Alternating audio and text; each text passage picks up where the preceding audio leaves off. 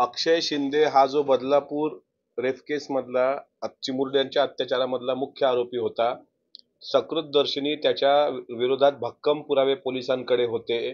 त्याची चार्जशीट दाखल झाली होती आणि आज पोलीस त्याला तळोजा जेलमधून नेणार होते. अशा वेळेस त्या विकृताने रिव्हॉल्वर पोलिसांची काढून पोलिसांवर फायरिंग केली आणि फायरिंग करत असताना पोलिसांनी सेल्फ डिफेन्स मध्ये जे म्हणजे एपीआय मोरे जे तिथे जखमी झालेले आहेत, त्यांच्या पायाला गोळी लागलेली आहे. सेल्फ डिफेन्स मध्ये जो गोळीबार केला त्यामध्ये त्याचा जागीच मृत्यू झाला अशी बातमी आता टीव्ही चॅनलवर दिसते आहे. याचा अर्थ त्याचा एन्काउंटर केला. आणि एक गोष्ट स्पष्ट आहे, आरोपी हा लैंगिक विकृत होता. याबाबत त्याच्या दोन्ही पत्नींचे जबाब आले, एका पत्नीचा त्याचा जबाब पण आला. मात्र आरोपी त्याने जे काही दुष्कर्म केलं त्याचं कोणी समर्थन करू शकत नाही.